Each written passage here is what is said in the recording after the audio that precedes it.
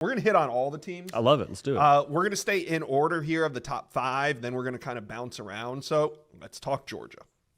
The Georgia Bulldogs, they finished number 2. Now, I thought, the experts thought, maybe even you thought, that Georgia was going to finish number 1 in this cycle. They did not get to number 1, but boy, do they bring in a great class. Look at all these number 1s at their position. I mean, there's only one best player at their position, and they land 4 number 1s at their position. If you guys see the plus sign next to the 5-star, that is called a 5-star plus. That means all 4 industry ranking services have them as a 5-star. There's not many of these guys that are basically consensus 5-stars, but when you see that logo, that's what it means. So we got some great players on here, and we're going to talk impact freshmen first. And I want to bring in Chad Simmons here. Chad, you are very familiar with this Georgia recruiting class. You live in Georgia. You cover the recruiting nationally, but there's so much talent in the Peach State, and Georgia was able to hold a lot of it home.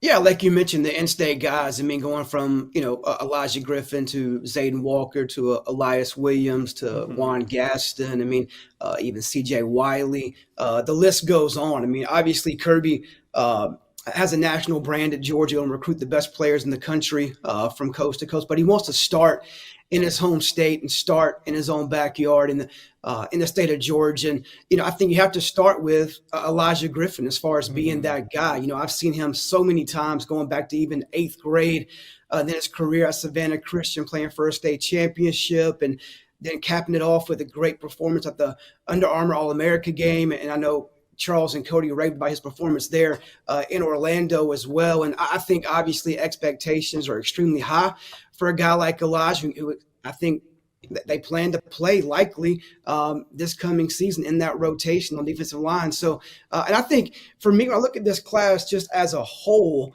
one thing I see is I think this could potentially be the best wide receiver group, Georgia signs. You see right there on the screen, Talyn Taylor. I mentioned C.J. Wiley. You talk about a pass-catching tight end like Elias Williams. You have a guy like Landon Rolden, who's a playmaker in the Peach State. You have Tyler Williams from Tampa, Florida. They want to change that receiver room and get more playmakers, guys that can stretch the field, make big plays, and somewhat scare defensive coordinators in that room. So Coley and company did a great job there. This cycle, they added guys in the portal as well at that position too. So they want to really make that room a changeover.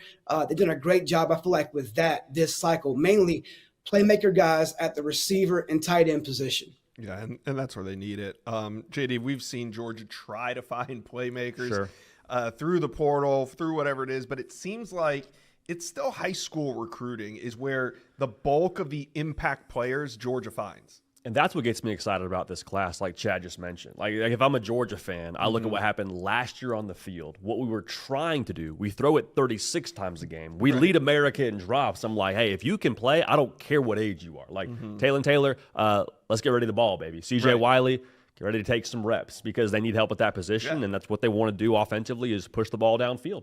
Steve, I want to talk a little bit about Talyn Taylor. He's a guy that Charles Power, director of scouting and ranking here at On3, identified early. He was an On3 outlier for much of the process. Finishes up at number 4 at the position. But what did we specifically at On3 see from Talyn Taylor early to think that he is a top 25 player in the entire country?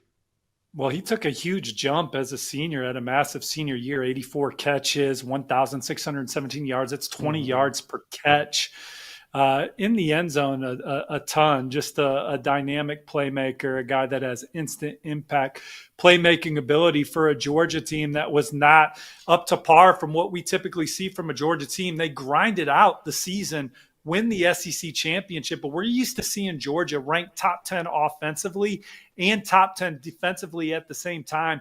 51 in total offense this year, number 30 in total defense. They couldn't run the ball at all. 102 in rushing offense. A guy like Talyn Taylor comes in, CJ Wiley, they help you open up the run game. Some of these offensive linemen that they landed, Juan Gaston, these are guys that you can run the ball behind. A very physical point of attack player that kind of fits the standard that we've seen Georgia recruit the offensive line historically. So this is a class that Kirby Smart and company are hoping to get Georgia back on track. And Talyn Taylor, CJ Wiley, those are two of the biggest need gets that any program in the SEC had this cycle when you're talking about a Georgia team that didn't play up to their standard this season. Yeah, I agree with that. Chad, what do you think the biggest surprise in this class is? And it's easy to go with Justice Terry signing with Texas over Georgia, but and maybe it is. But in your opinion, what do you think the biggest surprise from this class is? Obviously Terry for sure was a huge blow to Georgia and a big surprise. Let's stay positive today, though. Yeah, I mean, I would say, look, as big a need as receiver was, and that was a big focal point in this class, no doubt about that. I think secondary is a big need too. So adding a guy like Dominic Kelly, a one-time USC commit, also a one-time 2026 recruit. He reclassified. He flipped to Georgia. I think adding that body in that room was somewhat of a surprise to that class. It kind of materialized pretty quickly mid-season.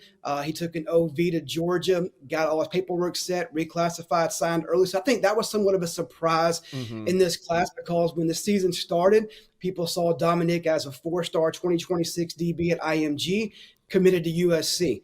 Then he flips to 2025 and flips to Georgia. So a nice surprise for Georgia in this class. All right, Steve, let's wrap this Georgia segment up. A lot of people are probably wondering, why isn't there a more hyped quarterback in this group? But Ryan Montgomery committed to Georgia before the season began. He committed during the season. Why do we not hear more about Ryan Montgomery throughout the cycle, Steve? Well, he got hurt as a senior. He was a guy that was one of the first in the class to emerge nationally. Ohio State, Michigan, Penn State offering in the Midwest, but he had offers from coast to coast.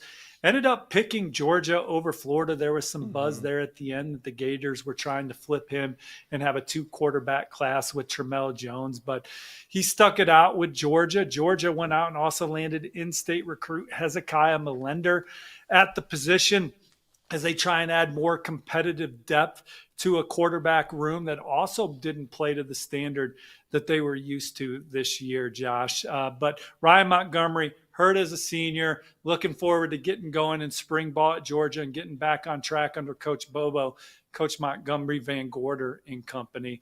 And as we put a bow on this Georgia video, 5 top 100 players in the front 7 of this Georgia class, headlined by Elijah Griffin and Isaiah Gibson, the number 1 defensive lineman, the number 1 edge rusher. Zayden Walker's the number 1 linebacker in the country. They go out and beat Chase Linton. And then Darren and Kennebong from New Jersey was one of their top overall players on the board to beat Ohio State and Oregon, programs like that for Darren. Those are guys that we're accustomed to seeing Georgia get a lot of length, a lot of size, a lot of ferocity at the point of attack. Well, looking at Georgia here, Josh, like as we zoom out and put a bow on the 2025 cycle, a good word to describe the past season on the field was hectic, right? Yeah. We're okay, this team's the best. This team's going to, there's a million different teams we talked about. It felt like that we're the number 1 team on the field. And Georgia at one point in time, kind of got caught up in the the lack of what they had on that roster and, didn't achieve their expectations preseason. So what I think about this class and when I think about Georgia coming away as them have the number 2 class in 2025, Georgia's still Georgia, Kirby's still Kirby. They're not going anywhere. No, they're not going anywhere. They aren't going anywhere. And Georgia fans, talk to us. What do you think the biggest need that the Bulldogs filled was, and who are you most excited about? Let us know in the comment section below.